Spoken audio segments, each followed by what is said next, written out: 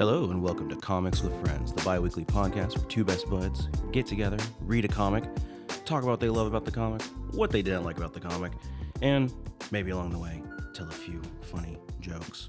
I am your host, Ethan, joined by my best bud and co-host, Mason. Hello, fellow nerds.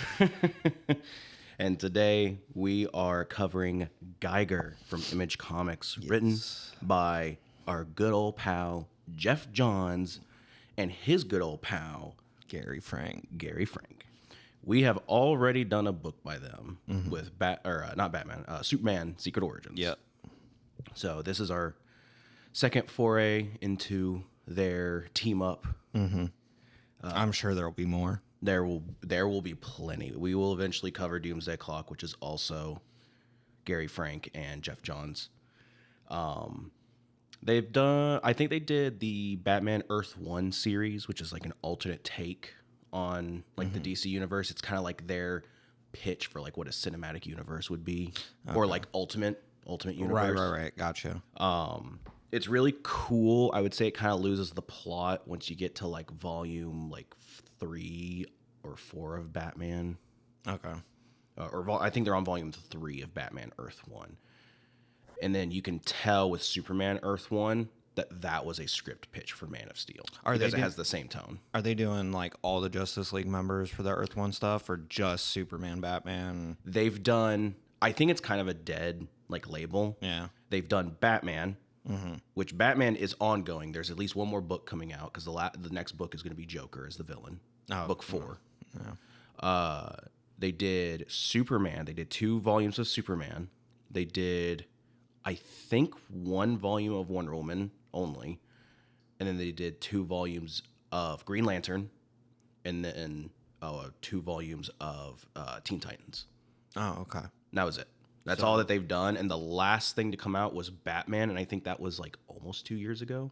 So Flash and Aquaman just kind of got the bird. Yeah. So I think it was just their way of being like, we need an ultimate universe. Yeah. And it's like, no, you don't. But Well, I mean, I can understand that because, I mean, for my opinion, I think Marvel's done a pretty good job, like, in success for their Ultimate Universe stuff.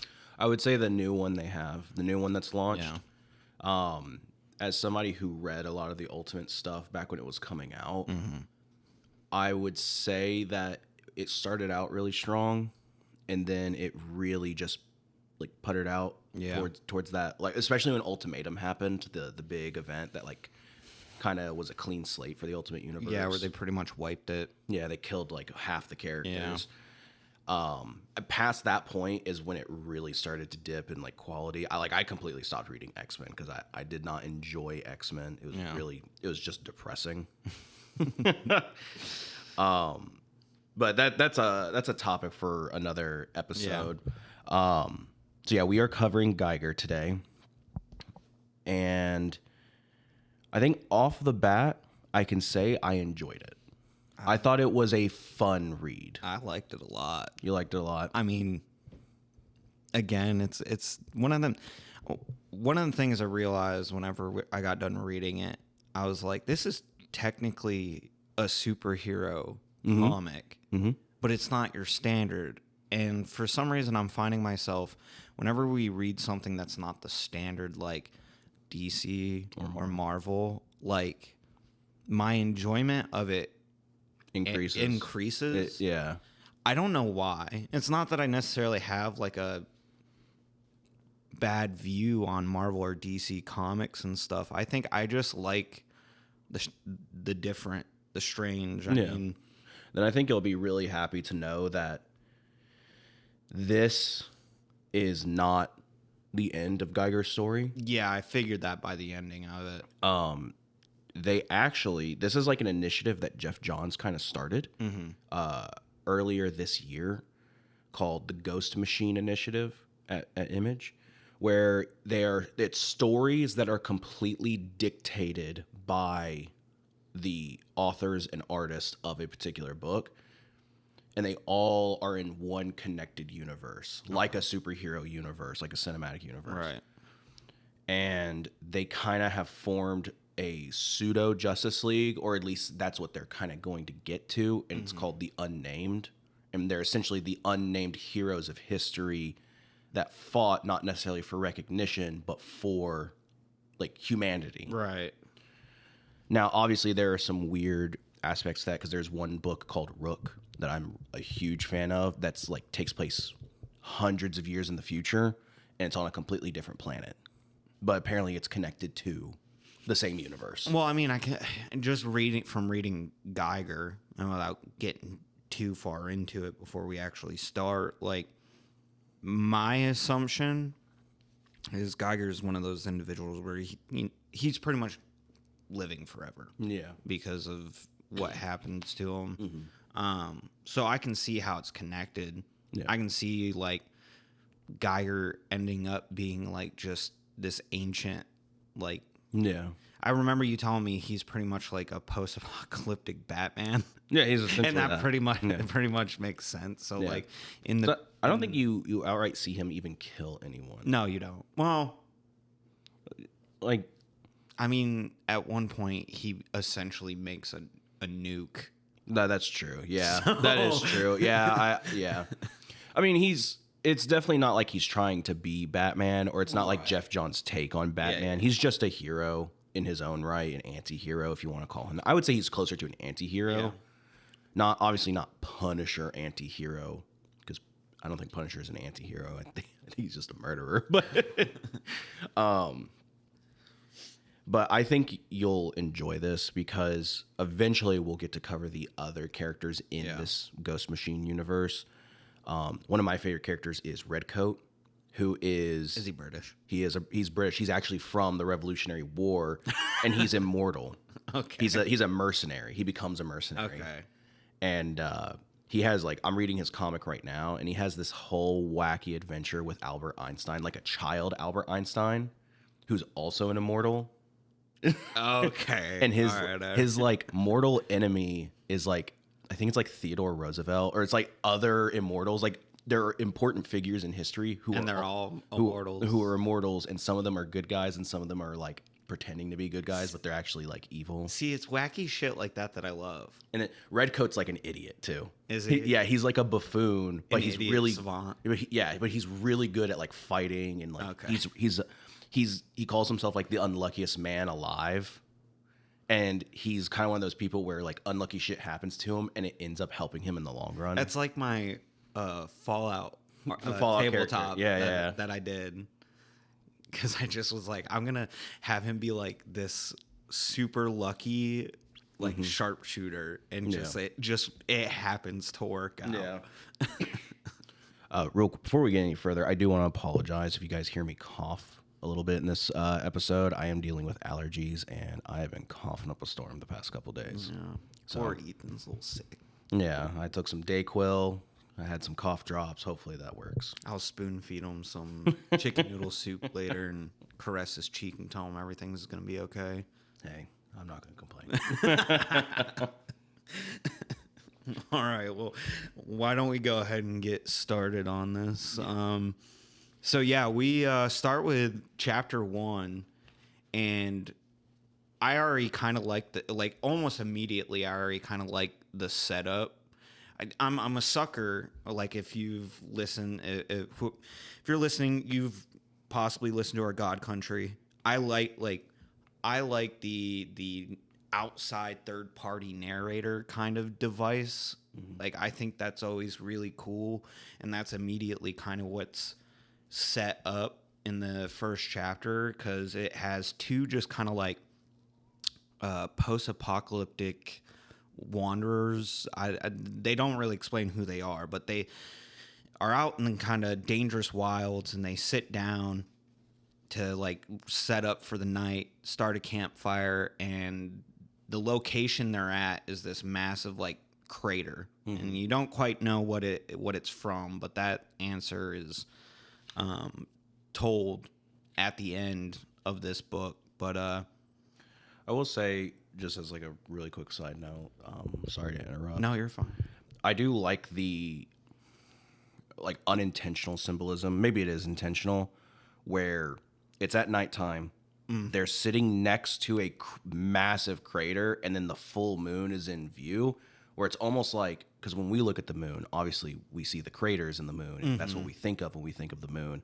And it's kind of cool seeing, like, it's almost, now we have craters of our own, obviously, because this is post-apocalyptic. Yeah, nuclear apocalypse. Yeah, I think that's kind of cool. That's just a little side tangent. I never thought of that, but that is an interesting way to look at it. I never thought about it that way. I also like the fact that, because eventually when they start talking about the main character, Geiger, they talk about how it'll be like pitch black out in the night, and you'll just see a lone light. Yeah, that's how you know it's him. And in this panel, this double-page panel, it's the crater, and the only light you see is their small little campfire. So I think that's cool, like a cool little nod to that. But yeah, they set up these two scavenger wanderer guys. They set up camp, and one of them was basically like, have you ever heard about Tariq Geiger? Yeah, Tariq Geiger and his story and stuff like that. And the other guy's like, no. And he's like, well, we're kind of where it all began, and then starts going into telling the story of Tariq Geiger. Yeah. And it cuts to the past before the nukes drop. Yeah, it's very Fallout. Very Fallout. Where we are there on, like, Judgment Day. Yeah. And T2. Yeah, yep. Everyone is kind of, heading for shelter. I think at this point they're they're kind of establishing that Tariq was a scientist, like a Russian scientist. And, that's how they're able to afford, like, the bomb shelter and stuff like that.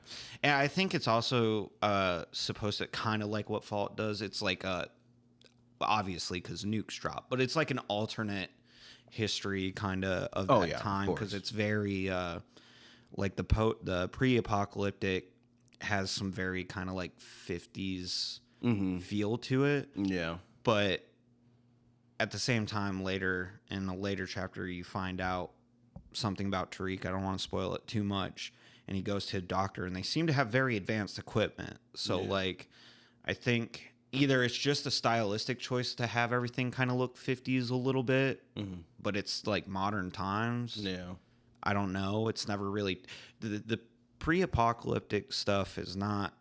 There's not a whole lot of it in here, so it's not like they establish a huge lore of it. Yeah, the stuff that there is really just for Geiger. Yeah, like it's very personal. Yeah, his story.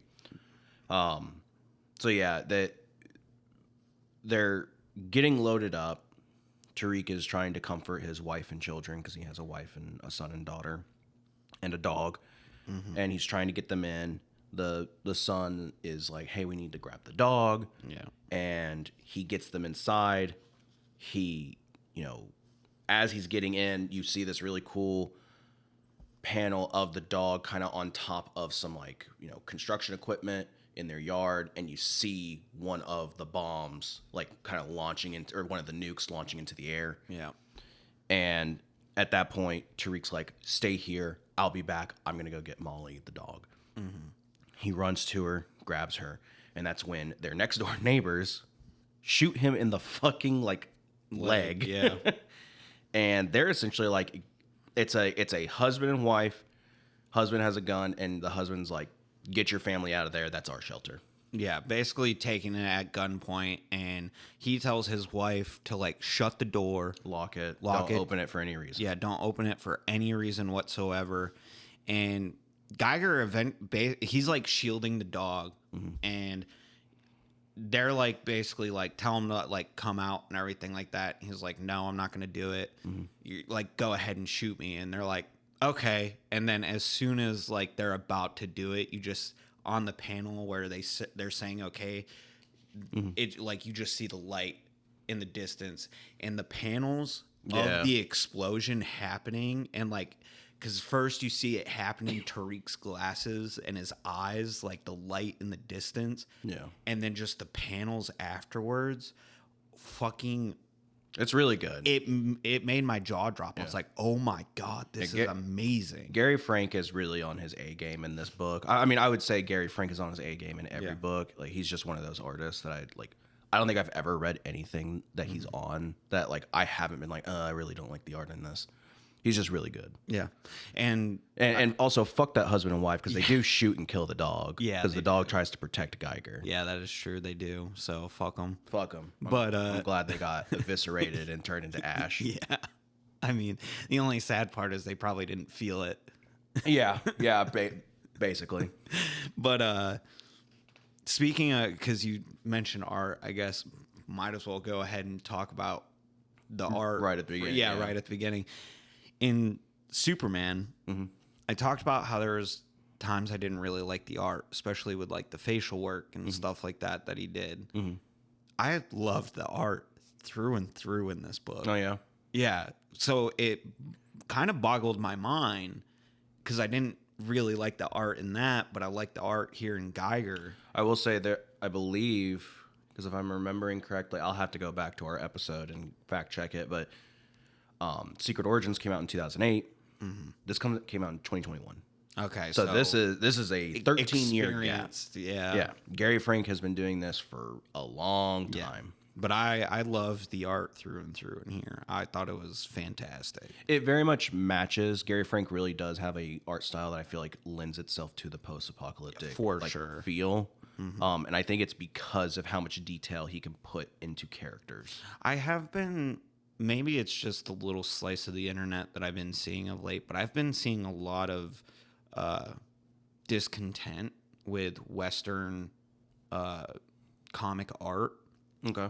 Especially because with the new The Boys season coming out. Yeah. And a lot of people are using The Boys as an example of how bad Western art is for comic books. I don't think you can blanket statement Western art like that. No, I mean, because if you do that, you could say the same about Eastern. Yeah, like anime, manga. Yeah. You could say that about any form of artwork. Now, I agree. I don't really like the art for The Boys and stuff like that. It's very much of its time. Yeah, and so I'm not super happy about that sentiment being around and stuff, but I agree. It just made me think of it because the main reason why I don't like that art is a lot of the facial stuff. I guess I've just got a thing about like you got to nail the face and stuff, and I agree. But I think I view it more from the aspect of a person who's been reading superhero comics, where like if you don't nail the face, like in my mind's eye, Bruce Wayne looks a very specific way to me. If you don't nail that, I think you've failed. Like same with Captain America, how we were talking about Civil War, and how I just really did not like how he looked in there. Of the suit, I think that's why, is because the face looked older than because when I think of Captain America, I don't think of like a 40-year-old man, 30-year-old man. I think of someone who's in their perpetual 20s. Yeah. Because he's a super soldier. He should look young. I don't know. For me, it's a mix between like just the tone of the whole thing. I feel like it's all got to match together, like it's weird to describe. At least I can't think of the words. Maybe it's because it's too early because we're recording rather early for us. This is our early recording session for the week. But like Batman Year One, for example, the way the art had a whole tone. And so I expected like the art for like the faces to match. You know what I mean? Yeah, like it all just matches the tone. Yeah. And I think that's one of the problems with Superman was I felt like the up close facial panels just didn't match the rest of the I can understand that, because when you bring up the Batman thing, like the art, obviously the story is a very noir, like detective story, and the art is very much inspired by that pulp, like pre-superhero comics artwork. Yeah. And then with Superman, like the wide shots and stuff panels, like it had a sense of realism, but it was also still very comic book. Yeah. And then when it did the up close facial panels, it was trying to really imitate life. And I think that's where the gap was. I can understand that. Well, I still personally think Gary Frank was perfect on that book. Yeah. I can see your point.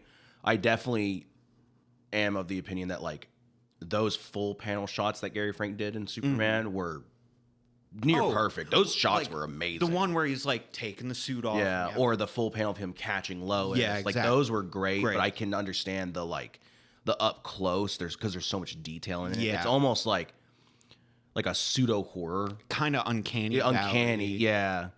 I can understand that. Yeah, but this matches perfect. The faces, the whole tone just matches everything I'd expect from this story. Mm-hmm. So nothing threw me off. Yeah. You know? Yep. Anyway, that's our art spiel. Yeah.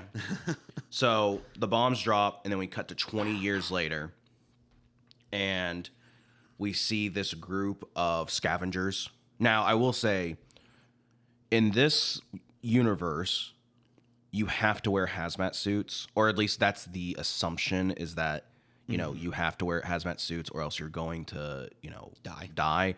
And they kind of, there's some truth to that, because there is a faction that comes into play in the second half of this story that, it's kind of funny when you hear about them, because it's kind of like a commentary on like real world, but we'll get to it when we get to it.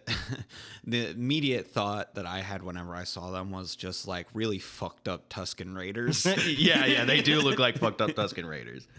So these scavengers, they are going to Boulder City, which is essentially just ruins. It's just ruins of a city. It's not even a city. It's more like a small town, neighborhood. Not even that. Yeah, it's like a couple buildings. Yeah. And one of them is talking about the monster of Boulder City, which, obviously is Geiger, talking about, he's the glowing man. And I think that's kind of what his name is, superhero name is the glowing man. Yeah. And then that's when they approach the wall of Boulder City, which is it's literally just a wall with double doors and a bunch of crushed up cars. Yep. How the fuck he moved that is kind of wild. I don't understand. I don't know, because it's not like he has super strength. No. And then that's when he might actually have super strength, because he does some kind of crazy shit. Yeah. I don't know if it's like crazy super strength, but it's like he's definitely stronger than the average person. Yeah. I think.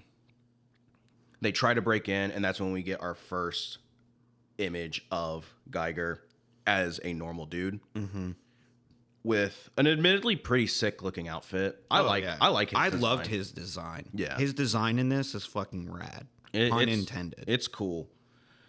He essentially gives them a warning, says, "Hey, you're trespassing.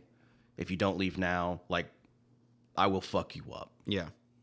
I don't think he necessarily says he's gonna kill him, but he's like, "I will fuck you up." Yeah, he's basically like, you don't want to be here. Yeah, and then they take out their guns, they open fire, and he's like, he beats the shit out of them as a normal dude, and then he essentially gives them a warning, saying like, "I'll put up a sign for you to let you know not to come back." And that's when he takes out these rods out of his backpack thing that's on his person, and he starts to glow. Yep. Sick design. Yeah, Geiger looks so awesome. Cool. And then he just says boo, and then they just run away. Yeah. They just get the fuck out of Dodge, and I think it's awesome. And that's when we are introduced to Geiger's new dog. It's technically not a dog; it's a wolf. It's a two-headed wolf named Barney. I love Barney. Barney's awesome. So cool. I love it. And then they go back home. Geiger eats his can of beans. Barney eats 2 dog bowls worth of shit. Yeah, because he's got 2 heads. 2 heads. And we essentially just see, kind of like a day in the life. The day in the life of Geiger, where he's just kind of like a dude who just reads books. He reads a lot of books. We do get a nice little nod to a character in the Ghost Machine universe named Junkyard Joe. And Junkyard Joe will come up again in the story. But it's a really cool nod, because Junkyard Joe is an actual character and technically superhero in the story. Right. And Geiger, you can tell Geiger's getting bored because he has no new books. He goes to the blast door. Yeah, because with him going to these blast doors, it's like kind of the reveal of like, oh, this is his home. Yeah, this is his house. He's set up shop.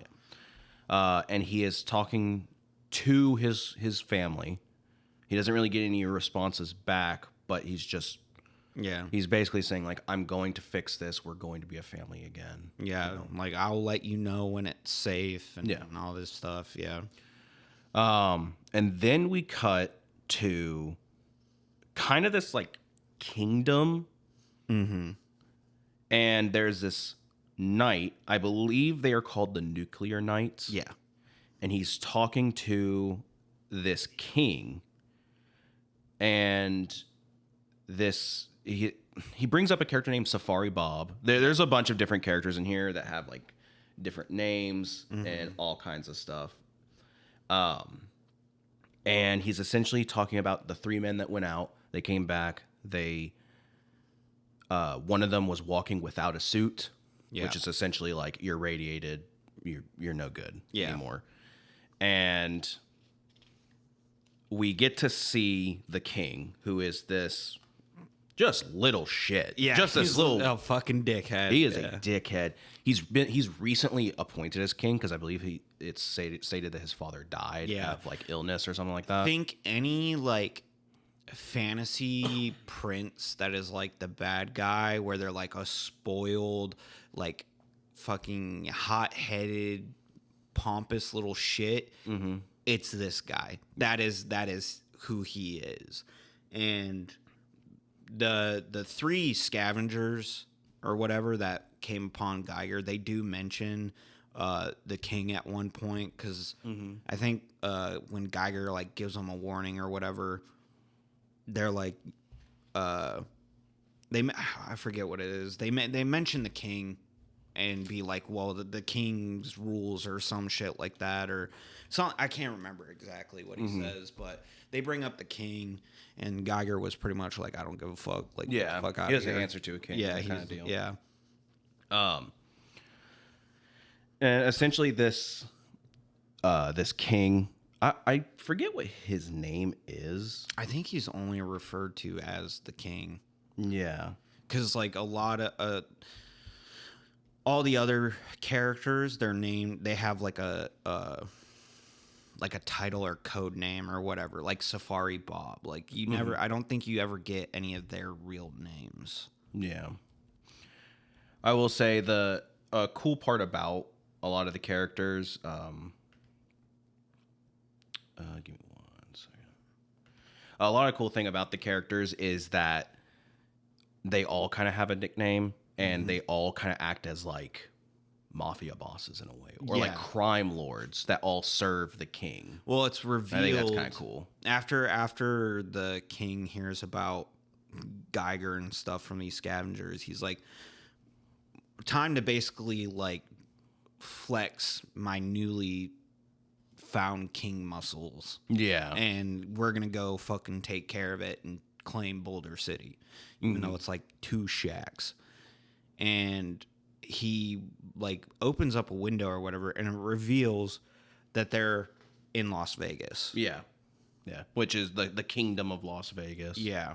And it in the back of the book with like all the art and stuff like that, there's like, I don't know if you looked at it, but there's a kind of, it looks like a brochure map of Las Vegas, and it kind of shows like the different quote unquote mob bosses or the rulers of Las Vegas. Yeah, where it's and like where they're at, and it's like Safari Bob and Blackbeard. Yeah, essentially what happened is that the different like theme, like not theme parks, but like themed hotels or like attractions of Las Vegas. Yeah, people have come to rule out of that. So like the pirate guy is based out of like a pirate ship themed like attraction in Las Vegas, and then Safari Bob's from like a safari themed hotel or some shit like that. So like that's where they all get their like nicknames and kind of also their aesthetics as well. Yeah. So that's the end of chapter 1. Yeah. Very quick, very simple. You basically get to learn the two main players of the story, which is Geiger and the king. Yeah, and some pretty good world building too. Yeah. Chapter 2 starts. Now, I have a slight issue with chapter 2. Okay. Because it does something that I think is a little unnecessary. I don't think it really serves to add the plot. Mm-hmm. And we'll talk about it when we get to it. We open up with another flashback to Geiger at the doctor's office, and they basically reveal that he has an inoperable brain tumor. Yeah. And that he is done. He's going to die. He's taking some experimental medicine. And like procedure, yeah. Yeah. It's very much hinted that this experimental stuff is what's keeping him alive. Yeah. And that's what made him into Geiger. Yeah, to the burning man. The glowing man. Yeah. To the glow. I mean, technically he burns. He does, yeah. Because he's hot as fuck. Yeah. I mean, literally and metaphorically. So he's talking about this, and as he's giving Geiger this information, we begin to see a skull, like a small skull. Yeah. And then we immediately cut to this couple riding a motorcycle going into Vegas. Mm-hmm. And they're all hazmated up. Yeah, they decontaminate. They get off the motor, or they get off the motorcycle. They decontaminate, and then they take off the stuff. And they're already wearing like super rich people clothes. Yeah. You can tell that these are rich people, and all during this time, during all these events, they're talking to each other, and they're essentially like, "This is it. We won't have to work another day in our lives. Yeah. Like, we are set forever." And you can see in Vegas that there is already like stage plays and art of the king fighting the glowing man. Yep. Which is their like way of being like, okay, this is the future now. Mm-hmm. Now I will say, I'm not. I guess this is my problem with it, is that there's an unnecessary skip that they could have just easily made chapter 3. Because, spoiler alerts, this chapter takes place after the first encounter between Geiger and the king. Yeah. But then the immediate following chapter is their first encounter. And then chapter 4 just goes straight back to where chapter 2 left off. I'm not a fan of it. I don't think it hinders or benefits. That's my thing though, is like, if it doesn't hinder it. Yes, I think you're correct. It doesn't hinder it because it doesn't decrease the value of the story for me. Yeah. But I will say it doesn't help. And I feel like if you're going to do that, it needs to benefit the story in some way. I think because it needs to be able to reveal something. I think it benefits a little bit in the sense of it kind of adds like a little bit of suspension of like, oh, what happened? Like, we're obviously like, obviously the glowing man and the king are alive because, a piece of art was commissioned. Yeah. But I just think it adds like a little bit of world building mystique. Mm-hmm. And also I think it also is like a character building for the king. You realize he's now, it shows rather and tells that he's a very egocentric person. I guess, yeah. I mean, you could tell that from chapter 1. Yeah, but I think it just solidifies. Again, like, I agree with you. Mm-hmm. Like, it's not necessarily necessary to have done that. But right. Again, like, it doesn't hinder it either. And that's my only gripe about it. Yeah. About this story, really. Because I genuinely think this story is fun. Yeah. Like, I think it's a great introduction to the world. And I think it's very well written. Yeah. It's just, I feel like if you're going to do that, it needs to give a substantial like benefit. I think it comes down to a personal taste thing. Because I think you're right on that. I wasn't even fazed by it. Right. I think you're right. I liked it. I wasn't fazed by it because the entire chapter, kind of in the back of my head, I'm like, I can't wait to find out, what happened between the king and I guess the I can see man, it. I think maybe my perspective is a little bit skewed because I had already kind of had the reaction of like, oh, well, that was weird. And then I also go on to like review sites that have comments just because I want to get like, maybe I'm in the wrong, maybe I'm a little off kilter. And then I see a bunch of comments of people saying the exact same thing of like, that was really unnecessary, or, you know, at the time, all the issues weren't out. And so you have a lot of comments of people saying like, so we just don't get to see the first encounter of, the king and Geiger that happens off panel. That's kind of lame, So maybe my perspective is a little skewed on that, but I do still kind of hold true of like, if you're going to do that, it needs to be impactful. Yeah. It needs to hold something for me to be like, oh, okay, that's cool. Now we get to see how we got to that point. Again, I don't think it's a huge deal. Yeah. And I still think the story is really great. Yeah, so. I don't think you're wrong for thinking that. I mean, as all art is subjective. It's subjective. That's just my own personal opinion on that. So we cut to a casino. I do love ye old slots. I think that's awesome. I love the aesthetic of Vegas in this. I think it's cool. I love that all the like bartenders are like winches and like the dudes are like, like peasant servants, that kind of deal. They're knights. And my assumption is obviously, because this is kind of like the intro of Geiger and stuff like that in the other books and issues, when you see the other bosses, I am assuming the like aesthetic for the whole like group, again, like the people living in that area, like, like Safari Bob, they probably all, like, for the most part, wear like safari clothes. Yeah. You know what I mean? It's almost like Borderlands in a way. Yeah, a little bit, because they kind of show that later in this book when Blackbeard and then I forget the lady's name. Something Borden. Yeah. I think Lizzie Borden. I think so, because she's supposed to be like Victorian almost. I thought it was like 20s flapper. Oh, maybe that's it. Yeah, I think that's it. Yeah, it is. It's like Great Gatsby style. Yeah, I think her name's Lizzie Borden, because I remember, I'm like, oh, they named her after that somewhat infamous killer. Yeah. That like axed her parents or something. It was her father. The only reason I know that is because I had to do like a English or history essay on it. I only know about that because of BuzzFeed Unsolved. That's it. BuzzFeed. Yeah. Oh, BuzzFeed Unsolved is a great show. You should watch that show. That is an awesome show. I'm glad it's not around anymore. It has the word BuzzFeed in it. I don't know. It has the word BuzzFeed in name only. But we get introduced to Carolina, who isn't a huge character in the grand scheme of things, but she does play an important role for Geiger and for a couple other characters.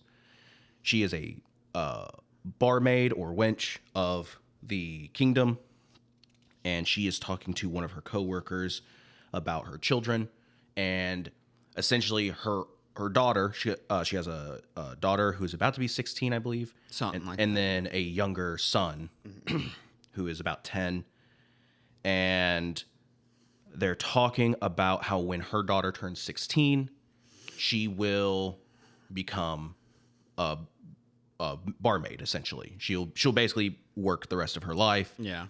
And her coworker kind of gives her the advice of like, give her a bad haircut, give her a couple scars on her face, and maybe she'll be, spared the misery, which kind of hints at like, not only are they barmaids, but they're almost like, sex workers. Yeah. I think it's like, she will become a barmaid if she isn't chosen to basically be a concubine. That's it. Yes, you are correct. Because that's why the coworkers give her a bad haircut, make her look unattractive, because the coworkers like, she's a cute girl. Yeah. She's gonna be a pretty woman one day. Right. And you don't want her to be that, because it's either, I can't remember, it's either the knights or the king himself that like chooses. Yeah. And be like choose, and it's just like, of course it's got to be like a fucking 16. If you don't if you don't even need more of a reason to hate the king, right? Like, here's like just one more log on the fucking pyre. Yeah.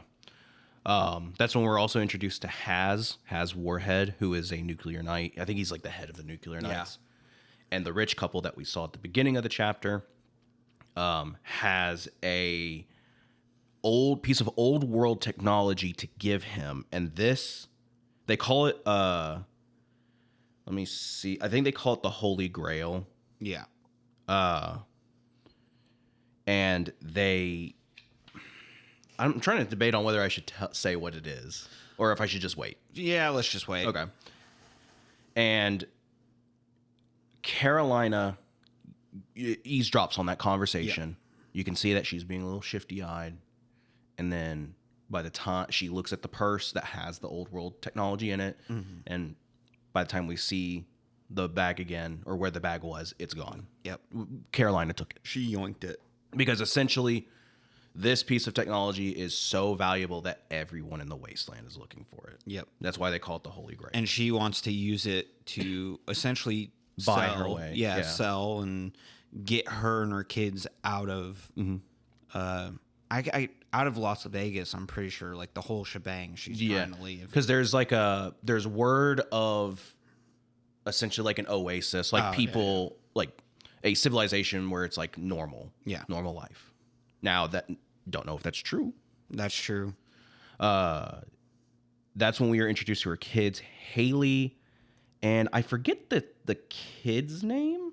The boy. Yeah, just pull a Kratos and call him boy. Boy. Shoot the deer, boy. I forget. NORAD is the place, by the way. That's where they're trying to go. Yeah. I'm trying to remember what the son's name is. I will remember it out of nowhere. But I do know the daughter's name is Haley. And you can definitely tell that Haley does a lot of like the housework. Yeah. She tries to pick up the slack where her mom can't because her mom's always working. You know, busting her ass. Single mom. And her brother is... he's a child. Yeah. And he starts to... Or he talks about how he's always tired. Yeah. And that will be a reoccurring thing that comes up later on. Because while this story is really good and it does kind of have a lot of really good, like, heartfelt moments, there's also a level of, like bittersweetness to it. Yeah. And Carolina gets home. She basically tells the kids to get packed, We're getting the fuck out. Yeah. Also, the relic is called the nuclear football. That's what it's called. The nuclear football. Well, that pretty much sums up what it is. Yeah. I mean... And they're all getting ready, and that is when Has and the nuclear knights show up.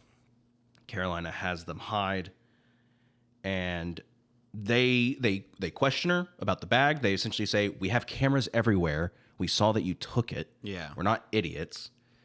She's like, "I don't know what you're talking about," and Has doesn't even give like a second guess. He just fucking stabs her and kills her. Stabs her.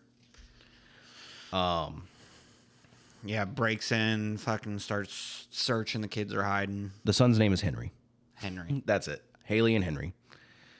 Haley and Henry, they're able to escape. They get out, they put on hazmat suits, and they steal a car that's in a parking garage, and they leave.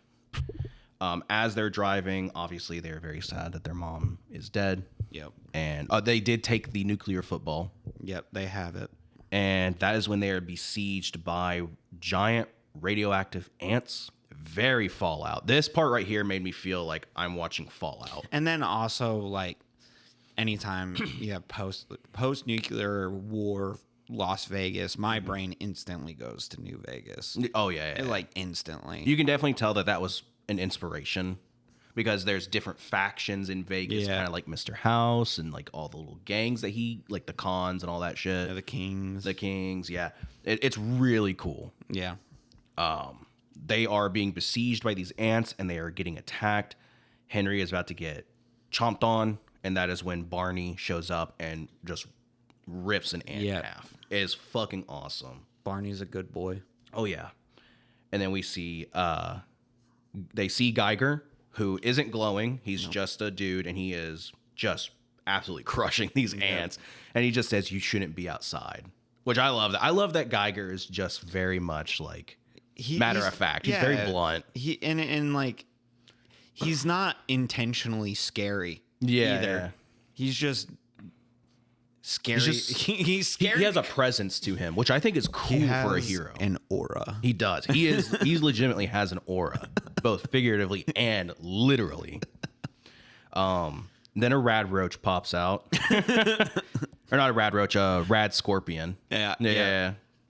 And Geiger. Those bitches were so hard in Fallout New Vegas. Oh, yeah. For no reason. No reason whatsoever. I'd have to pull out the grenade launcher to fucking deal with them bitches. Geiger kills it with one of his batons. Yep. And that's when we get a really cool panel. It's like Geiger still like has normal arms with like some glowing smoke effect, but his face is completely black, almost like a skull. Yeah.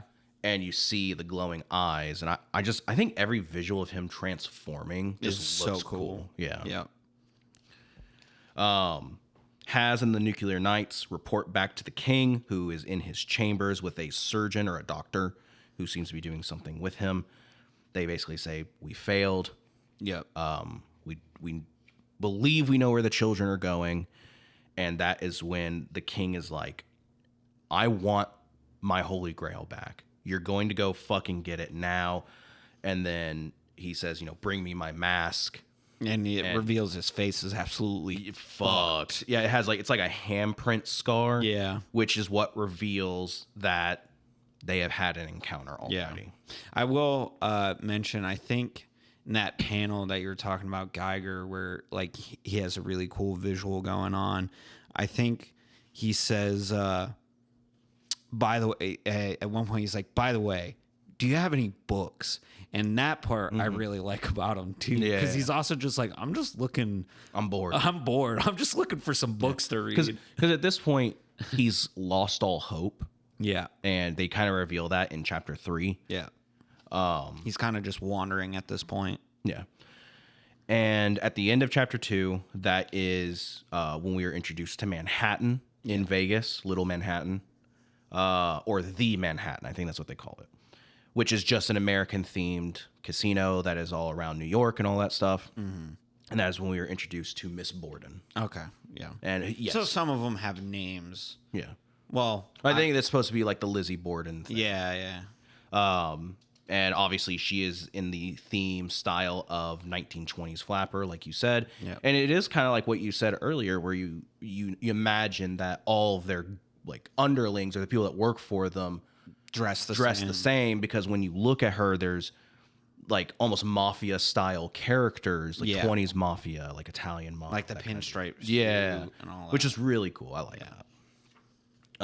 It really helps distinct, like individualize the different factions too. Mm-hmm. Like again, to bring up Fallout New Vegas, you have like the Kings. They're obviously all Elvis impersonators, right? And you have the Khans, and they're like Mongolian kind of like aesthetic and stuff like that. And then you have the NCR, which is a corrupt government. Hey, I don't. I side with the NCR. So. And then you've got Caesar's Legion, or if you're an idiot, Kaiser's Legion. Which all of them are. They are all idiots, yes. So, chapter 3 opens. We see that small skull again, interlaced with another flashback of Geiger and his wife talking to the doctor about these procedures, these experiments. And she's worried that, it's going to just make things worse. Yeah. And they don't really have an option. Yeah, it's kind of like either you possibly might get worse because of this procedure, but the alternative is you don't do it and you for sure die. Yeah, it's kind of like I'm fucked either way. Yeah. So at least this way we have a chance. A chance, yeah. And it's cool because we get another full page panel of Geiger with like semi-transformed. Yeah. And he just looks so fucking cool. He says the name's Geiger. Yeah. And also, obviously, he's supposed to be Russian. So in my head, whenever I do Geiger's voice, it's obviously a Russian voice. It's just my voice. They all sound like me. I have to do a voice for everyone in my head, or else I can't get immersed in the story. No, it's just my voice every single time. So, because honestly, I didn't even remember that he was supposed to be Russian. Yeah. So even if I was to do voices in my head, he probably would have just been like American. You know? That's funny. I like... Yeah, because he's like, the name's Geiger. That kind of deal. Yeah. I like that. I think Suddenly cool. we're playing Stalker. Yeah, for real. Or fucking Metro. Yeah. I love the Metro game. Yeah, oh same. My gosh. He tells the kids, don't stare. It's not polite. Yeah. He's cool because you can tell he's a father. Like, yeah, he gives that feeling like he's handles while he's like kind of like he's blunt, gruff with them. He still is like handles them with care. You know what I mean? Yeah. Like, and it's obviously like his paternal instincts coming out and everything. Like, but wow. Oh. And everything like that. My tongue just like had a seizure for a second.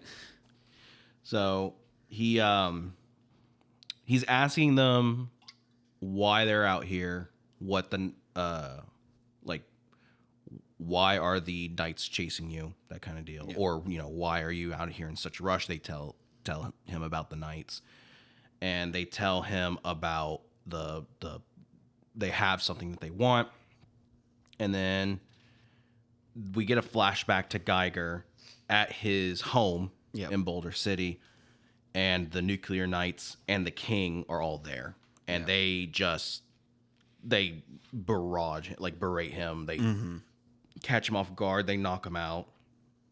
All that kind of deal. They capture Barney, and the King he's just gloating, and he's just saying like, everything here belongs to me. Everything in Vegas belongs to me. I will say their armor looks pretty sick. I agree. I think it looks cool. Like, and if it gives that Fallout vibe of like, this looks like something I would see in Fallout. Yeah, I could 100% imagine. And it also kind of looks like it's that weird mixture of like sci-fi that it's like this obviously is like advanced technology, but they're also in a post-apocalyptic world, so it seems otherworldly. So it makes sense that like the King, who likes to make himself seem essentially like a god to his subjects, would have this like otherworldly looking armor and stuff like that. Yeah. The King believes that Geiger is holding valuables inside the blast, or in the Doomsday Bunker. Yeah.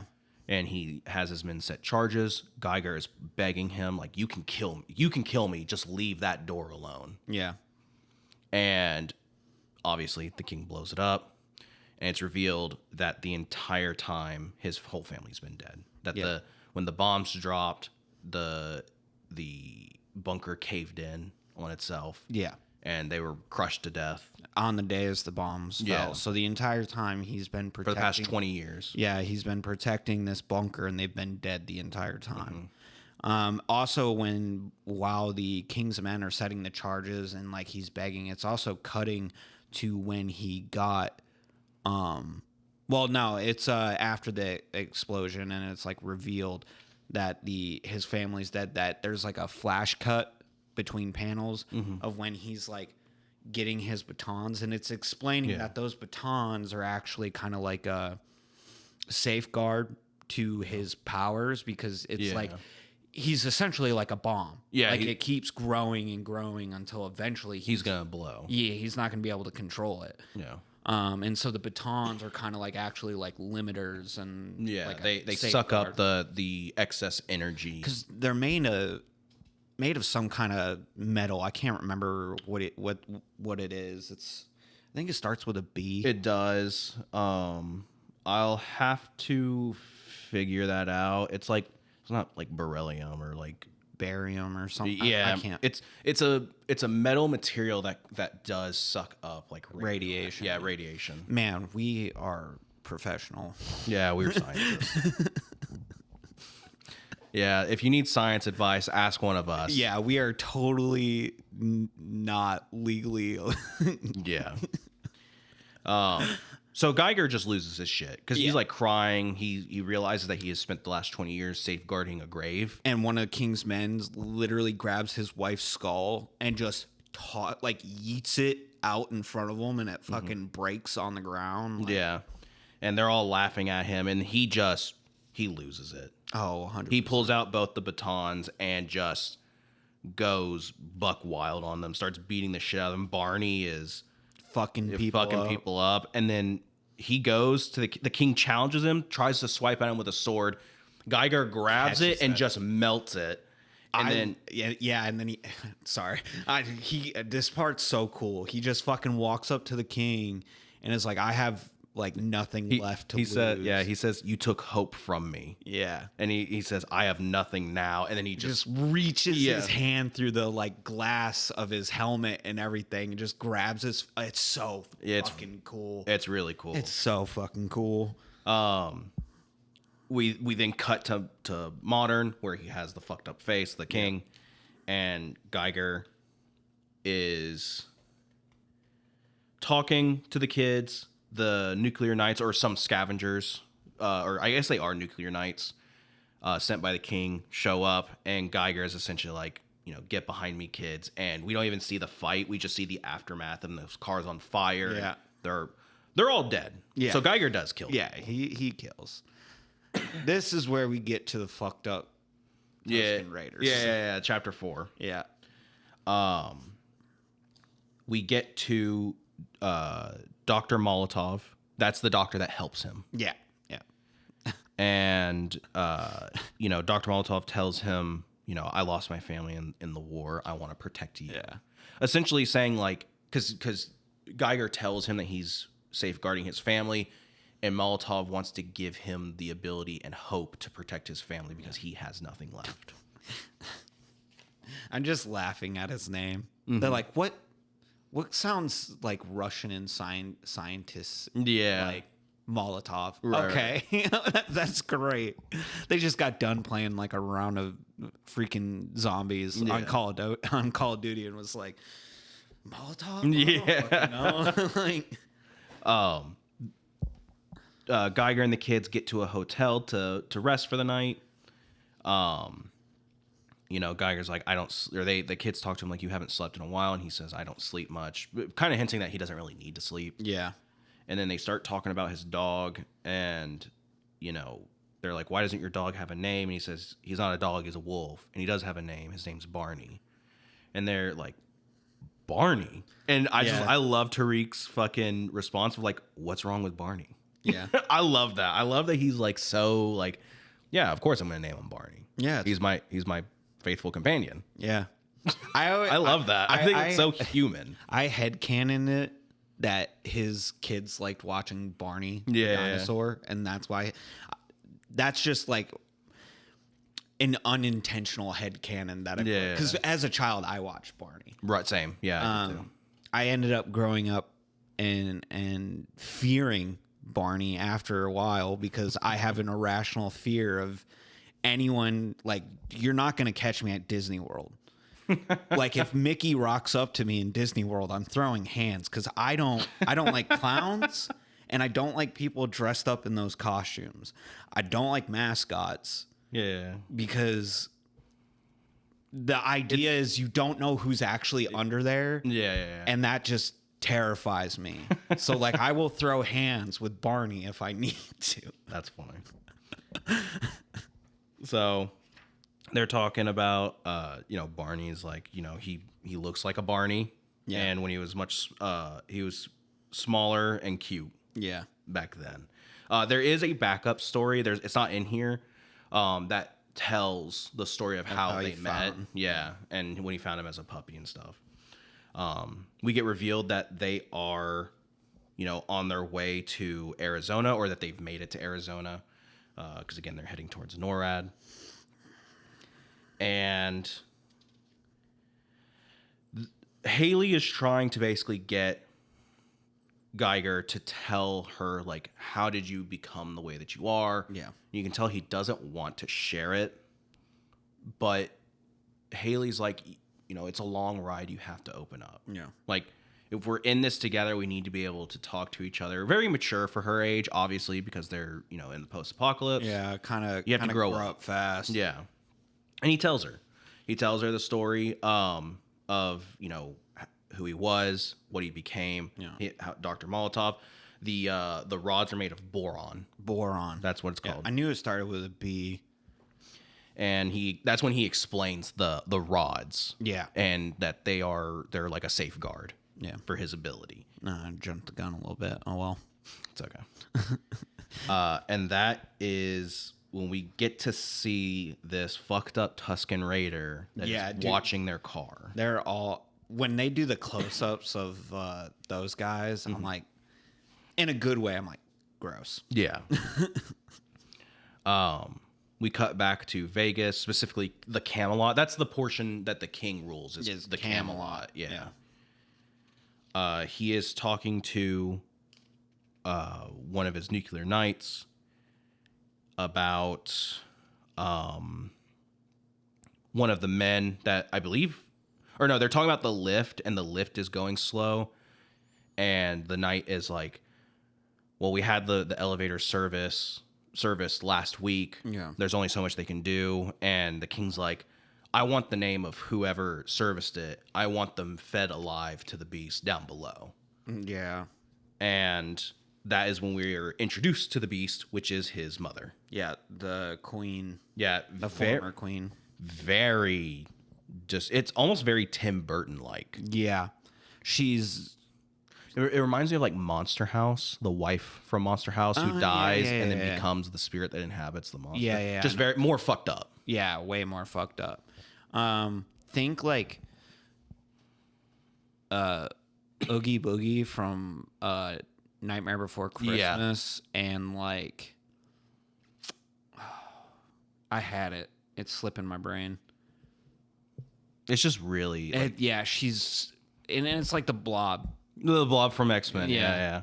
Just really... It's really fucked up. Yeah, it's fucked up. She's got, like, fucked up teeth. Yeah. Because he's been making her fucking cannibalize people. Mm-hmm.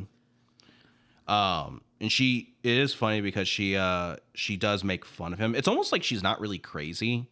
And she just makes fun of him and says, basically telling him, like, you'll never be a true king, that kind of deal. Yeah. And, he opens up the shutters because she hasn't been exposed to sunlight in so long. And it burns her. Yeah, it burns her, that kind of deal. And then that is when we were introduced to... obviously, we were already introduced to Borden, but then we are also introduced to Blackbeard. I believe that's his name. That is the pirate guy. And again, like you said, there is very much a theme because the pirate section is kind of themed after like the Caribbean, or the Caribbean Pirates, Pirates of the Caribbean, all that Jack kind of Sparrow. Stuff. It's really cool, and you can kind of see that there are little alliances that kind of form between the different lords. They all maintain like a certain level of peace in Las Vegas, so it's kind of like a council leadership of Las Vegas. Mm-hmm. Borden approaches Blackbeard and is essentially like, gather your pirates.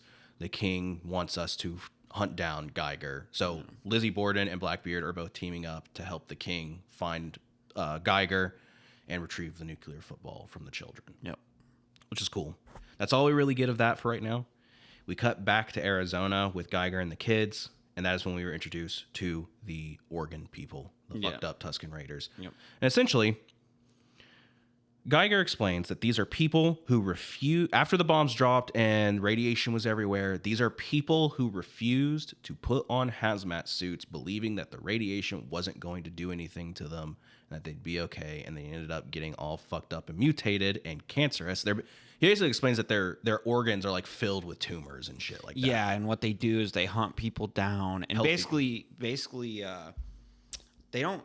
I don't think they eat them. They don't eat them. They're like organ donors. Yeah, they cut them open, take their organs to replace with their own and stuff, so that way they can keep living. Yeah, it gives off the like anti-masker type people a little bit. It very much gives that vibe, and I'm like, yeah, that checks. Yeah, I mean, what would you say?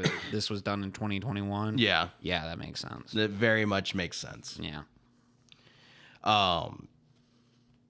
It is cool. I love the design of these guys. I think they look metal as fuck. They look evil, which is the point. They look like they're like the psycho, like you brought up Borderlands earlier. They're like the psychos. Oh yeah, from very, Borderlands. very much.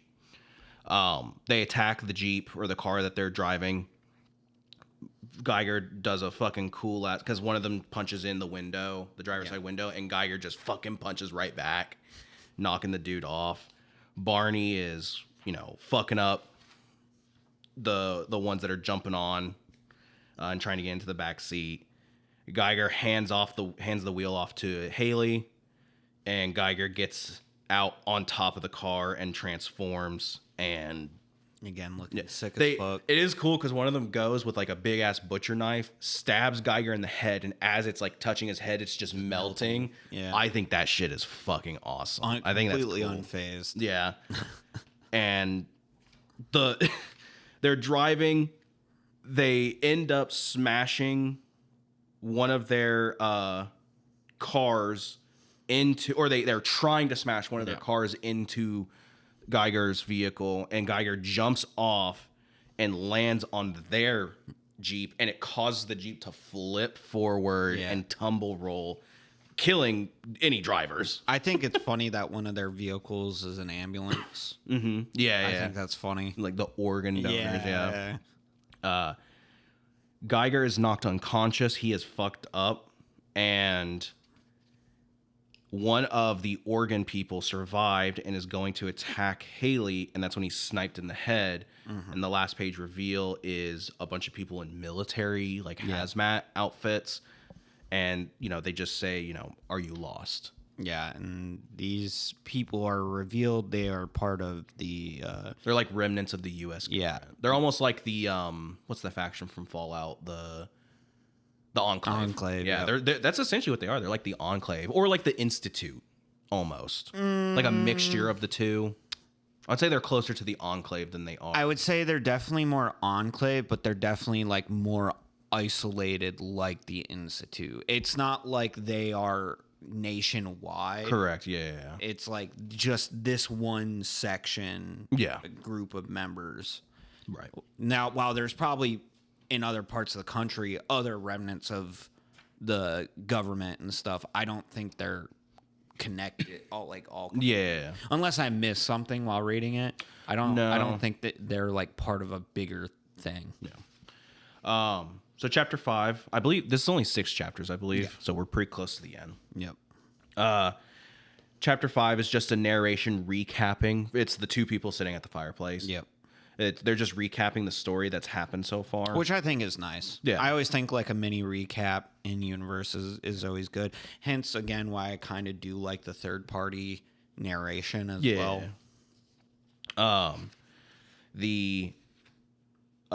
The people, the military people pick up the children.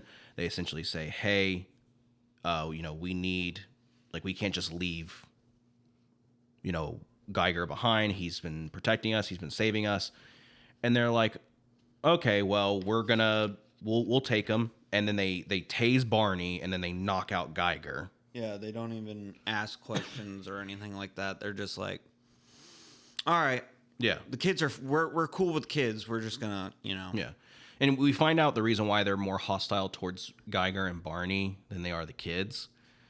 The King and Blackbeard and Borden show up to the wreckage, and the Nuclear Knights. They show up to the wreckage of, the Organ, the Organ men.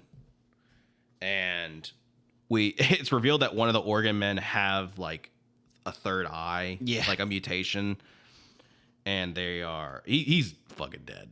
Yeah. They find out where they're going because they find the map that one of the kids had. They are taken to the facility that these government people are in. Now, they do reveal that the vice president of the United States is alive, and he's actually there. And he's now the president because the actual president died or is missing. And he is now President Griffin. I was going to say, glaring reason why they probably don't trust Geiger. He's not wearing a hazmat suit. Right. Yes. Yeah. And that comes into play. Yeah. Because the kids have to take medical evaluations before they can be let into basically the community area. Because it's like a civilization that lives it's a here. whole It's like it's community. inside like a mountain. Yeah. And Inside which mountain? yeah. And Haley meets one of the kids that live there, and the kid is super nice to her, that kind of deal. Geiger wakes up, and he's essentially like, "What the fuck are you guys doing to me?" And he is not about being experimented on because they want to experiment on him to figure out why he's able to walk around without hazmat. The kids are waiting to for their evaluation to be done. One of the nurses brings food to Haley, and that is when we are also told that one is brought to Haley, one's brought to Henry. Yeah, they've been separated. Yeah. And that's when one of the nurses tells Haley, like, you can stay. Your brother has leukemia. Yeah. And that's why he's so tired all the time. Yep. He's in early stages of leukemia. And they essentially say that sickness is not tolerated in their community. And when I say sickness, not like getting a cold, it's like actual sicknesses, like cancer, HIV, that kind of stuff. Because I think they say it's like a drain on resources. Yeah, because they have to take care of them. Yeah, and two, like they don't. I might be wrong on this. You might have to factor, but I think it's also like they don't necessarily have the equipment to treat it and stuff like that. I believe that's hinted at, that they don't really have the ability to fully treat it. Yeah. And Haley's like, you're not going to send my brother back out there. And they're like, yes. Well, no, they say, of course we wouldn't do that. We have humane ways of making sure that he doesn't suffer, essentially saying, like, we're going to euthanize him. Yeah. Yeah. And, of course, that ain't cool. Yeah, that ain't cool. She's like, that's my fucking brother. Yeah. She's not down with that. I will say there's a really, after all this kind of fucked up stuff, there's a really funny moment where Geiger goes to the place where Barney's being held, and the guy who's like guarding Barney is reading a book. He knocks the dude out, breaks Barney out, and then he sees the book on the ground, and he's like, I haven't read that one. And he picks it up. Yeah, I do. I like that. That's a nice little character moment. I like the fact that they've kind of made that kind of like his comedic like shtick. Mm-hmm. Like is him always on the lookout for like a new book or something. Yeah. My only question is, how does he hold on to it, and then when he transforms, it doesn't immediately burn away? I mean, you could say the same thing about his like cape. Well, I think it. Well, maybe not his cape. I was gonna say his like actual outfit. His armor is, I believe, built to last, but his pants and shit. Yeah, it's comic book logic. It's comic book logic. Haley runs away to go look for Henry. She runs into, or she gets grabbed by a guard that's gonna like fuck her up. Yeah. Barney murders this guard. He sees the guard grab her, and Barney just tears him apart. Geiger finds Haley, asks what's going on. She reveals like Henry's sick. He has leukemia. They're going to kill him. And Geiger's like, that's not happening. I won't allow that. And he starts to break down every fucking door to find Henry. It's very Last of Us. He's not killing people, but it's very Last of Us, where he's like, well, I mean, I think he's very much like, we don't see him killing like doctors and right stuff. But like I was gonna say, you very much see kind of him really accepting that paternal role. Yeah, because I mean, he is a father. Yeah. So like, it's almost like he has a second chance to like save his kids. A little bit. One thing I'm glad that in like the next chapters and stuff, it's kind of shown that like, while he does like take on that paternal role, it's not like where they make Haley and Henry like, obviously I might be wrong because I haven't read the other things, but it seems like they kind of not write them out, but like they're not as mainstay, like as you might think. It's not like a Joel and Ellie situation. It's like in this contained story, he takes on that role, but then once their part is done, right, That's kind of the end of their arc for the most part. So the President Griffin finds out that Geiger is running amok, fucking up their facility, and he essentially says like, well, there's only one thing that can fight him, and that's when we reveal Junkyard Joe. Yep. They have Junkyard Joe in their facility. And they put like a radioactive core, a fusion core in him for our Fallout fans. Yep. That is also, or it's chapter 6, which is the final chapter. We get a little bit of a history lesson of the Unnamed, and we get kind of a few key players that will come into play as this universe unfolds. Because again, this universe started in March of this year and is slowly like getting larger. And that's when they reveal, you know, there's this thing called the Unknown War, and there is this group of people that fought to protect us throughout time called the Unnamed. Obviously Geiger is a member of that. You know, again, it's still coming together, it's still unfolding, but they name off a few characters like the Immortal during the Revolutionary War, who is obviously Redcoat. The Historian, who is I believe he's an immortal. He's an African-American gentleman who fought during the Civil War. Oh, okay. The Monster, who is someone who fought during World War II. Okay. The Robot, Junkyard Joe, who fought during Vietnam. The Ghost, who is a political figure who served in the White House. Oh, okay. And then the Glowing Man, who is Geiger. Yeah, and he was a scientist during the Unknown War. Was it the Unknown? I thought it would be like the Cold War. This takes place because the story takes place in like 2045 or something like that. Oh, yeah. There's a timeline thing in here that tells you when Geiger's story takes place. Yeah, so an alternate kind of history. Yeah. But they call the war that ended up with the nukes was called the Unknown War. Oh, okay. Gotcha. It's still very Cold War-esque. Yeah, because it says that the bombs dropped, or the Unseen War, that's what it's called, the Unseen War, and the bombs dropped in 2025. Okay, gotcha. So, next year. Yeah. Okay. All right. You got a Fallout shelter here? No, I don't. Oh, fuck. I got a nice new bonus room. We'll be safe there with all our Warhammer armies and tabletop games and stuff. The important stuff. Yeah, exactly. If we can't fit Nicole, then that's just on her. No, she's on her own. Correction.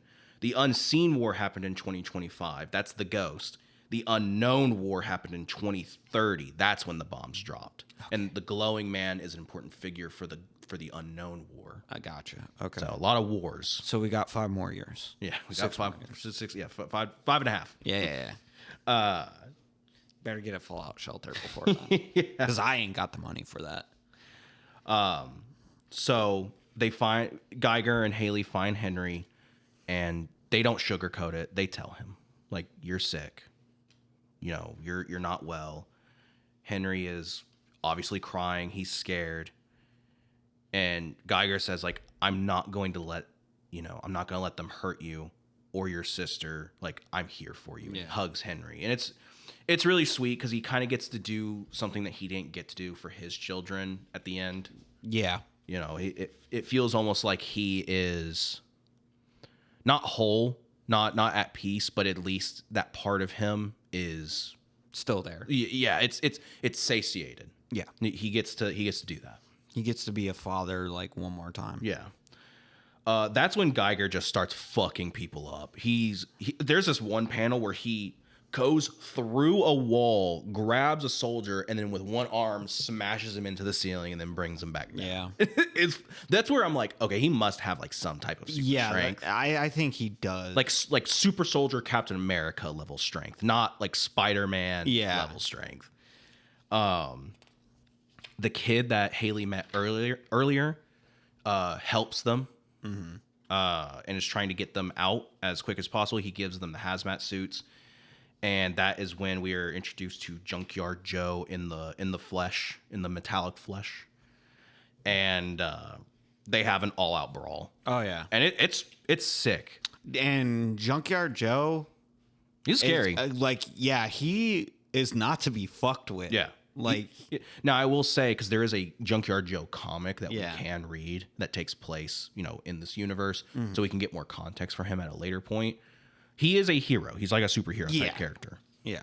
He just they have him like all set up as like the way he acts is like just like the Terminator. Yeah, they kind of like not brainwashed him, but reprogrammed him. Yeah. He's just literally like his only mission is to fucking kill Geiger, and he acts just like the Terminator doing it. Yep. They have their huge blowout fight. They're completely destroying the hangar. They're pretty evenly matched, and then Junkyard Joe is going to the kids because the kids are trying to help Geiger and get Junkyard Joe off of him, and he's gonna kill him. Yeah. And Geiger grabs one of his batons, and he says, "Stay away from my kids," and then he fucking jabs his baton into Junkyard Joe's core, which runs off of the same radiation that Geiger has. Yeah. And obviously it absorbs it, deactivating Junkyard Joe. And then we get one single panel flashback through Junkyard Joe's perspective, and it's a scientist just saying, "Joe, is that really you?" Yeah. And then he shuts off. I love that scene, that panel of him being like, "Stay away from my kids." Yeah. Because again, it's that him being a father again, like him just because he wasn't able to do it. In a way, he probably feels like he killed his family. Yeah. I mean, they were gonna die either way, but he feels like, man, he probably feels like, man, if I hadn't put them in the bunker, maybe they'd still be alive. They'd still be alive. Maybe they might be like me and still alive. Yeah. Obviously, that's not true. Wishful thinking. Yeah, but it's that like survivor's guilt kind of mentality, and I think this is like a moment for him to be like somewhat accepting their death and stuff, and realizing like he doesn't have to hold on to them as much as he has been. Like, obviously still remember them and everything like that, but not have that weigh on him as much. I agree. So after that fight, Geiger, he's built up too much energy, and he's going to blow. And one of his batons is broken, and the other one is stuck inside Junkyard Joe. Yeah. And he's about to go nuclear, and that's when the kids, they reach their hand out to him, and he's like, you need to leave, you need to get out of here. And they're like, "We're family, we're not leaving you." And they grab his hands, and he begins to contain it. He wills himself to contain his radiation. Yeah. And which I think not only is like the because it's explained earlier that the batons, they keep it together, but it was also like explained in that scene as well, like anytime he uses his powers, it generates more radiation. So I think it's a combination of emotional state and just the actual like physical use of his power. Yeah, it's almost like you have to have a balance. Yeah. So they hug it out. They power of friendship and family. They tell him like, "We're here for you." The kid that helped them earlier is like, you need to get out of here. They're coming. And Barney shows up, and they get the fuck out.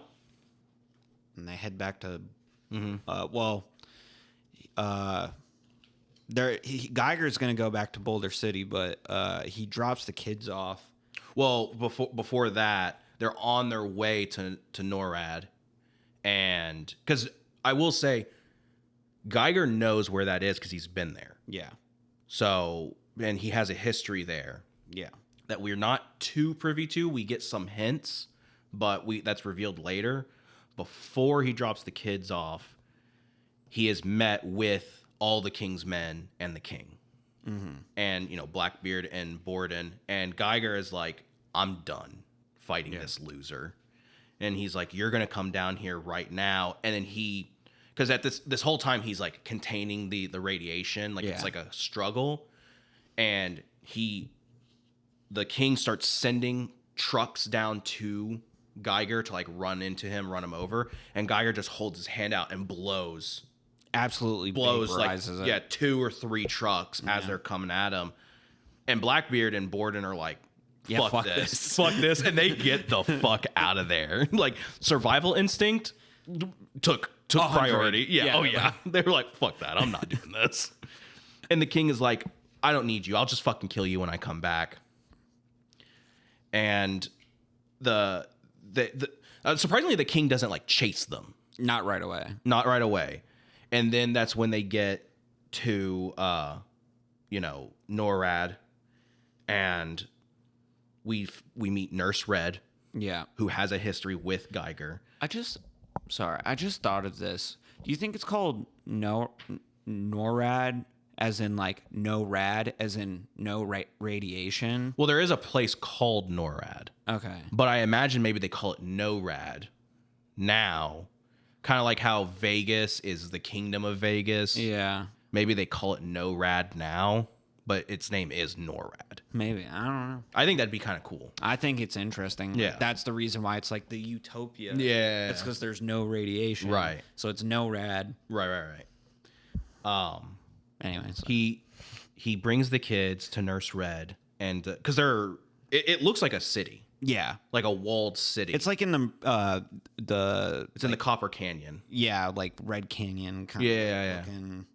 Yeah. And she's like, well, he tells her one of the kids is really sick. Like is up front with her. And he says they can stay, but you can't. Not after, not after everything. Which makes me curious about the history he has there, but and the kids are like, well, if you can't stay, then we're not staying. And he says, no, you need to stay. Yeah. Like, these are good people and they will take care of you. And I have some unfinished business. Where I'm going, you can't go, essentially is what he's saying. Yeah. And he says, while we are apart, I will not be without you. Yeah. Like, you'll always be part of me. Which is really wholesome. Yeah. And they hug. And before he leaves, and he's starting to get into his car, Nurse Red says, like, you're different. And he says, no, I'm not. Yeah. Or he says, not really. The entire time this interaction's happening, I'm just like, man, this is the acts of a dying man. Yeah. Like, you can tell by the way he's interacting with these people and the kids that he's planning, like, this whole idea he's about to do is a one-way trip. Mm-hmm. And it's cool because we kind of get, like you mentioned, we kind of get that in this next narration, because we just see panels of Geiger going home. It says, so Geiger went home. He read his favorite books, and it does show the new book that he got. Mm-hmm. He did the dishes. He took down the wall around the town. Yep. He buried his family, and he waited until sunset. And then it shows the king and all his men just surrounding Boulder City. And he's just sitting there with a picture of his family. And he burns it. He uses his radiation to burn it. And the final part of the narration says, and then Geiger opened his heart.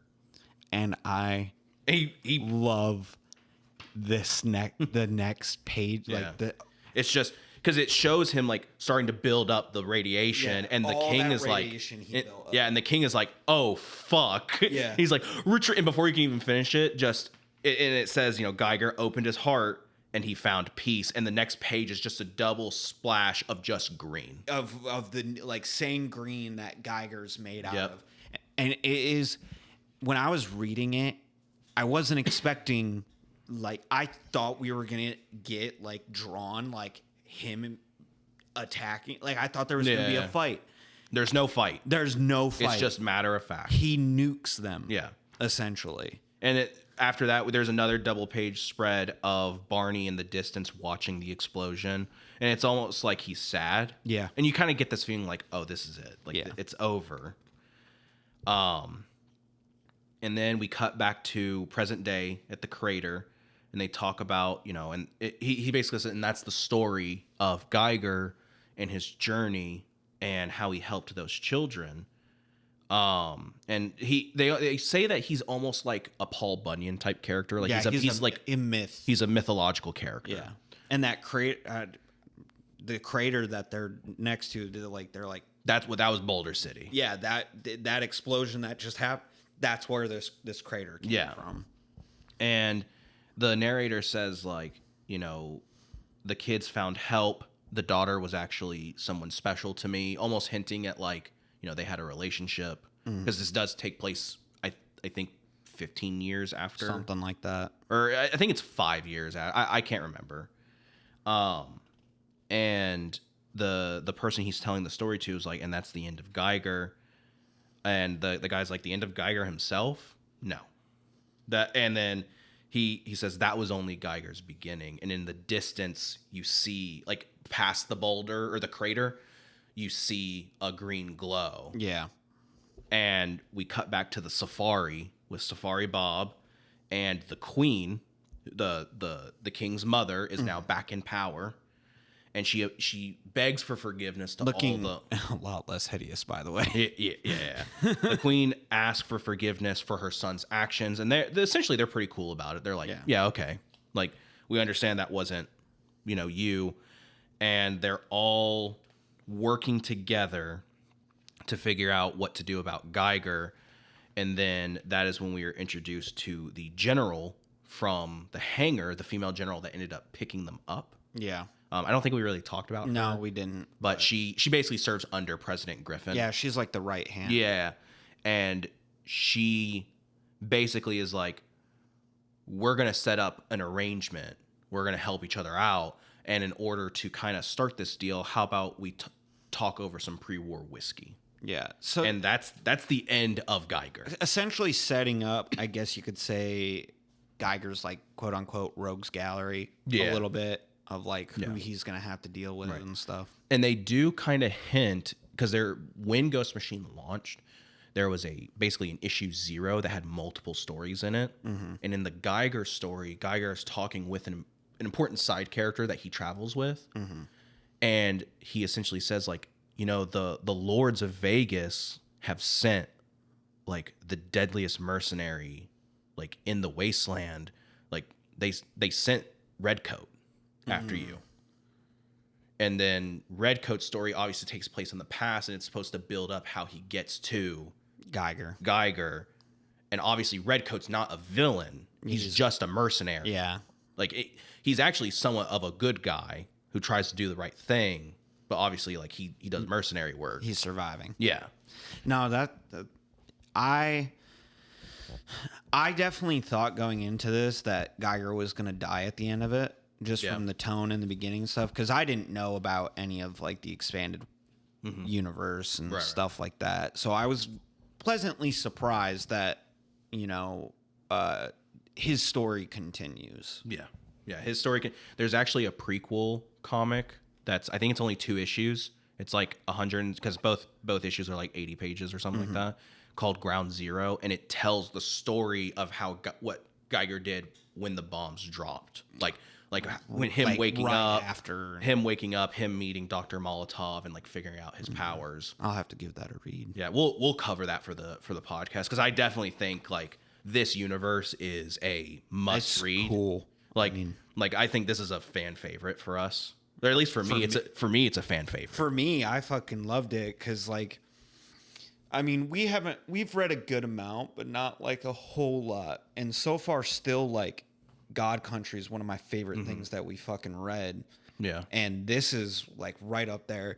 Go figure. And they're both Image comics. Yeah. But I'll say, like, we can definitely read Junkyard Joe, because that while it takes place before this, you read it next. Yeah. And it does, like, there's even an advertisement for it in the back, because, you know, Jeff Johns and Gary Frank worked on that as well. Oh, okay. So, you know, we can definitely tackle that one at some point. I'm not opposed to that. We can cover Ground Zero. Yeah. I will say, after we cover those 2 stories, that's kind of it for right now. Because the universe just started, and we only have Redcoat, Geiger, and Rook as, like, our 3 stories.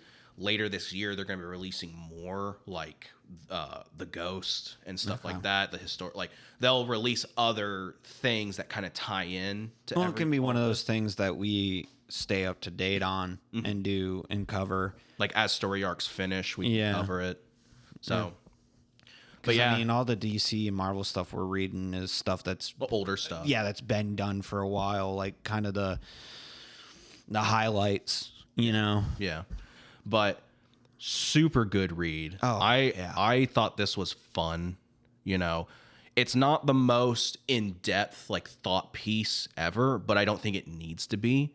It just needs to be a really good setup to an interesting world, and I think they succeeded in and even what story they give you, it's compelling enough. Right. I mean, I'm always going to be a sucker for like a father figure type character who kind of has lost his way, or not necessarily lost his way, but has kind of lost meaning, and then he recaptures that meaning. Yeah. And he kind of learns to be a new person. I mean, I'm a little bit burnt out on that kind of storyline. But it was done really well to the point where I didn't feel that burnout on it. Yeah. Just because one, everything else was super interesting enough to where like I didn't even really focus on that at all.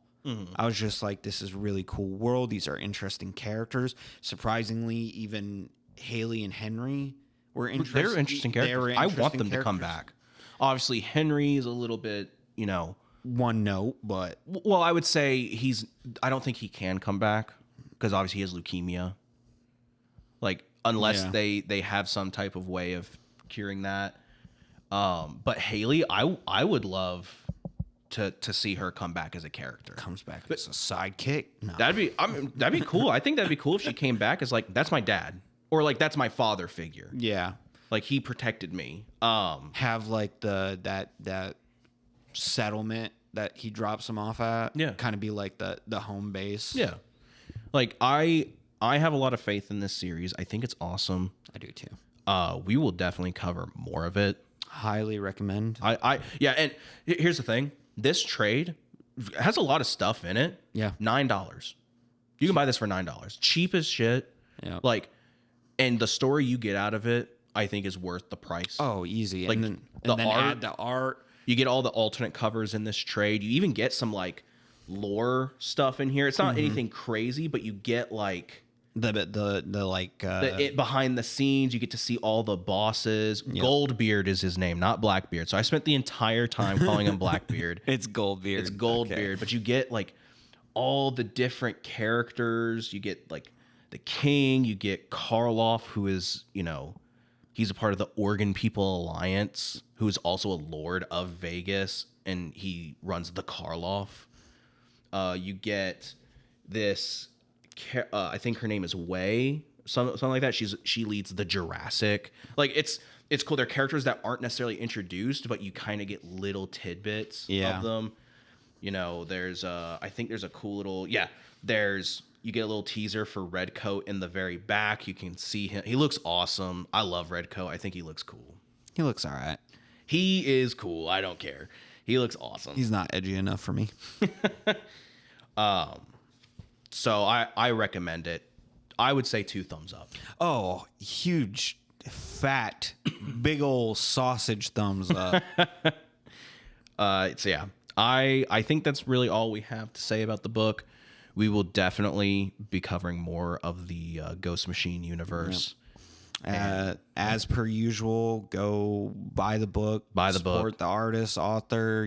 Go to your local shop. Support small business. And if you've already read the series and you want to continue following it, Geiger is an ongoing series now. Yep. It is, you know, no longer a 6-issue limited, and there's no, you know, limited whatever. You can go pick it up. There are only 3 issues in at this point, 4 or 5 issues in maybe. Redcoat's also, you know, ongoing. Rook is ongoing, and they have so much more stuff that's coming out. Yeah. I mean, they have a horror series that's going to come out that's a part of the same universe. There's a Fantastic Four Jetsons inspired series that's coming out as well. It's kind of like I kind of like the whole concept that they're doing, because it's like, do you really want to dive into DC or Marvel, these already pre-established with universe, almost 100 years worth of history at this point, and do you still want that comic book hero feel, but something that's young, that you only have to read a handful of issues and stuff? Like now would be a good time to jump on that train. It's almost like a second wave of Image, like Image 2.0. Yeah. Where like the 90s was like Wildcats, Spawn, the Max. We need to do some Spawn Savage Dragon. We will cover Spawn. We'll at least do the first like 10 issues of Spawn. Yeah. I do like the early Spawn stuff. But this very much feels like that post 90s. Like it doesn't have the edge of the 90s, but I appreciate like it. the uber edge that the 90s but I appreciate that. I think it's like the perfect balance of I maturity. do too. So, but yeah, I think that's really all I have to say about it. Yeah. So sign off. Yeah, I mean, let's go play some Warhammer. Let's go play some Warhammer. Alrighty, guys. So this has been Comics with Friends, the bi-weekly podcast where two best buds get together, read a comic, talk about what they love about the comic, what they maybe didn't like about the comic, and hopefully told some funny jokes along the way. I have been your host, Ethan, joined by my best bud and co-host, Mason. And we are signing off. Have a great rest of the week, month, whatever you want. Bye-bye. Bye.